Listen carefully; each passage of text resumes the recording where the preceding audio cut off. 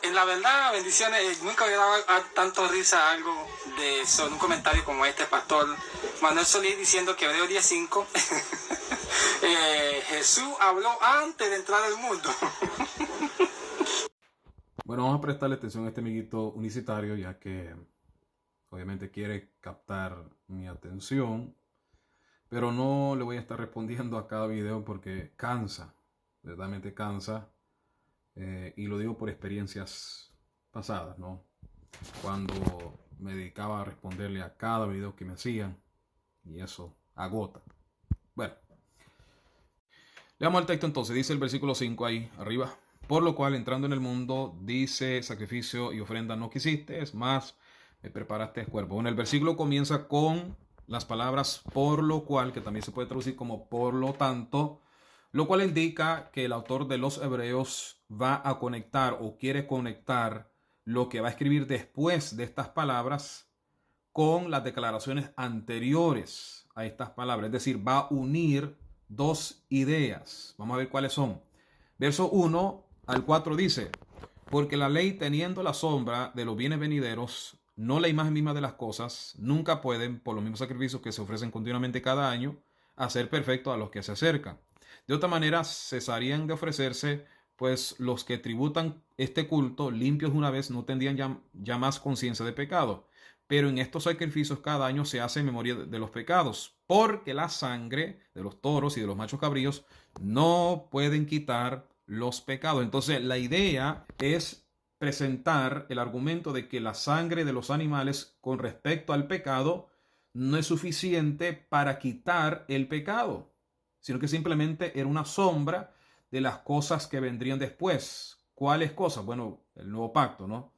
¿Qué vendría después? El sacrificio del Hijo. El sacrificio del Hijo vendría después, que sería el sacrificio perfecto. Entonces leemos nuevamente el versículo 5. Esto es lo que el escritor de Hebreos quiere unir. Por lo cual, entrando en el mundo, dice, sacrificio y ofrenda no quisiste, más me preparaste cuerpo. Esa parte, me preparaste cuerpo, obviamente está queriendo decir que el cuerpo que fue preparado sería el que sería entregado en sacrificio.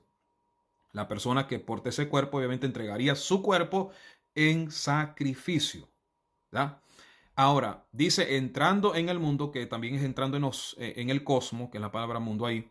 Y después está también la palabra entrando, que significa entrar, ir dentro. Incluso el uso, el uso griego de este verbo significa o implica una transición de un estado o lugar a otro estado o lugar.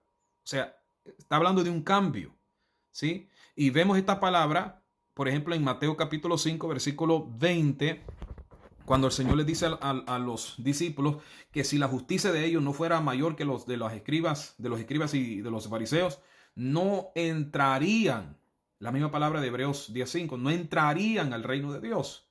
Mateo 6:6, el Señor le dice a sus discípulos cuando oren, entra en tu aposento, cierra la puerta tras ti, etcétera, etcétera, ora a tu Padre. O sea, entra en tu aposento, que es la misma palabra de Hebreos 10:5. Vemos también el ejemplo en Mateo 8:5, cuando Mateo narra que Jesús entró en Capernaum, ¿verdad? Dice el texto, entrando Jesús en Capernaum, entrando, la misma palabra que está en Hebreos capítulo 10, versículo 5. ¿Por qué digo esto? Porque estos tres ejemplos usan la misma palabra de ese texto de Hebreos. En el texto de Hebreos dice que la entrada es en el cosmos, es en el mundo, la entrada es en el mundo. Si van a decir los unicitarios que el Hijo no preexistía, la persona de Jesucristo, ¿verdad? La persona del Hijo no existía, no preexistía antes de entrar en el cosmos, entonces tendrán que decir que los que entran al cielo no existían antes de entrar al cielo. Los que entran en su aposento no existían antes de entrar en el aposento, ¿verdad? Jesús, cuando entró en Capernaum, tendrán que admitir que Jesús no existía antes de entrar en Capernaum. O sea, la unicidad no sabe lo que está argumentando. El simple hecho de que el texto diga entrando en el mundo, esto da a entender entonces que ese que está entrando en el mundo ya existía antes de entrar en el mundo. Y el texto indica que esta es la razón por la cual Jesucristo, el que está entrando en el mundo, habla mientras está entrando en el mundo, ¿sí? Mientras está pasando de un estado o de un lugar a otro. Por ende, antes de, digamos, completarse la encarnación, o hasta se puede decir mientras, que sería la mejor explicación, mientras está entrando, mientras se completa esa transición de un lugar a otro, Jesús habla y dice: sacrificio, ofrenda no quisiste, más me preparaste cuerpo. Entonces Jesús, el Hijo de Dios, ya existía antes de entrar en el mundo, y no existía como pensamiento porque obviamente está hablando. Por ende, no se puede decir, mejor dicho, se puede decir que antes de encarnarse o mientras estaba encarnándose, Jesús le habla al Padre, lo cual concuerda con lo que dice Hebreos capítulo 1, versículo 8, donde el Padre habla del Hijo y dice: más del Hijo dice, tu trono, oh Dios, porque la persona del Hijo es Dios. Después le dice en el versículo 10, y tú, hablando siempre del Hijo, y tú, oh Señor, en el principio, antes de encarnarse, fundaste la tierra y los cielos son obra de tus manos. Entonces claramente se puede ver que en Hebreos capítulo 10, versículo 5, prueba la preexistencia de Jesús, el Hijo de Dios, antes de entrar en el mundo. ¿Por qué? Porque habló antes o mientras estaba entrando en el mundo. Solo falta que los unicitarios digan que el Hijo habló ya después de encarnarse en el vientre de María, o al nomás nacer, ¿verdad?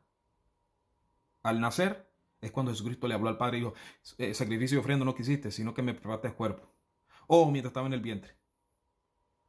No.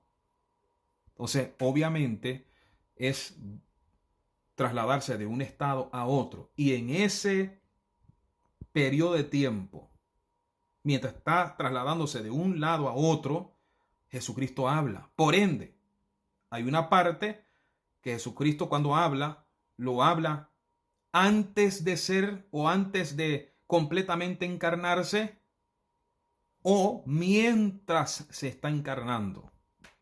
Una de las dos cosas prueba, ya sea una o la otra, prueba de que Jesucristo preexistía. Unicidad refutada.